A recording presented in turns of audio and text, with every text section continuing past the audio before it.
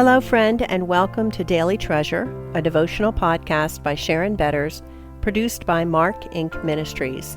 Today's devotional is called God's Beauty, and today's treasure, One thing I ask from the Lord, this only do I seek, that I may dwell in the house of the Lord all the days of my life, to gaze on the beauty of the Lord and to seek Him in His temple. Psalm 27:4. How often do you cringe when you hear the word submission? Does it feel like punishment, or have you discovered beauty secrets hidden within its practice? Our guest writer for this week, Aurora Fernandez, challenges us to consider the differences between fleeting beauty and the genuine beauty described by Peter. Your adornment must not be merely external, braiding the hair and wearing gold jewelry or putting on dresses, but let it be the hidden person of the heart with the imperishable quality of a gentle and quiet spirit, which is precious in the sight of God. For in this way, in former times, the holy women also, who hoped in God, used to adorn themselves, being submissive to their own husbands, just as Sarah obeyed Abraham, calling him her Lord. And you have become her children if you do what is right without being frightened by any fear. 1 Peter 3:3-6. Sadly, we live in a culture that demands we avoid any signs of aging, offering anti-wrinkle creams, supplements for endless youth and energy, and treatments that maintain lush, thick locks of grayless hair. My bathroom drawers hold more of those products than I care to admit. But this passage showcases a different kind of beauty, one that lasts and starts on the inside.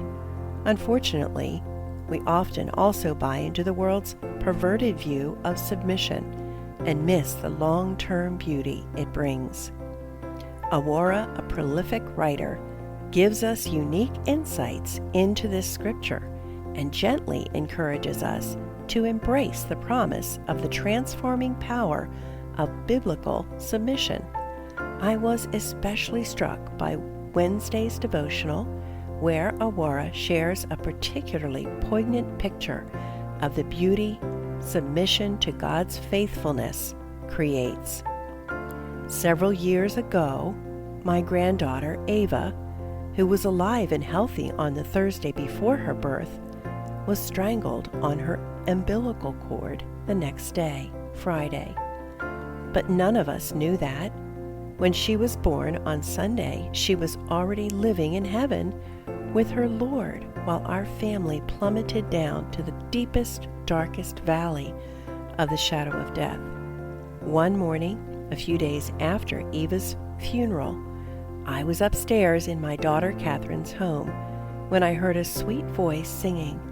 I stopped what I was doing and listened as Catherine, Eva's grieving mother, sang, "Great is thy faithfulness, O God, my Father. Morning by morning new mercies I see. All I have needed thy hand hath provided. Great is thy faithfulness, Lord, unto me." I was stunned. All she has needed, Lord? Really? She just buried her daughter. I thought to myself, even as I knew that Catherine had stepped onto holy ground, and she had a heavenly audience. I'm so grateful I met Aurora through her writing and for her willingness to share her journey with us. Our clarion call this year is to share the help and hope of Jesus with that one more person who desperately needs His light. Friends, this week's devotions are designed with that one more person in mind. Let me know if that person is you. Father, thank you for the way you equip and encourage us through your people. Sometimes the answer to our question is right in front of us, but we need a fellow traveler to point it out. I pray for that one person who is pushing against submission to your plans, who needs to take the simple but often difficult step of choosing worship as a means of reflecting submission to you. I'm Sharon Betters and grateful for those who share their writing with us through the What She Said series. Please visit our website, helpandhopenow.org, and leave a note telling us how this devotional is encouraging you, and you'll be placed in a drawing for a special gift. And remember to share with others the encouragement and comfort God is giving to you.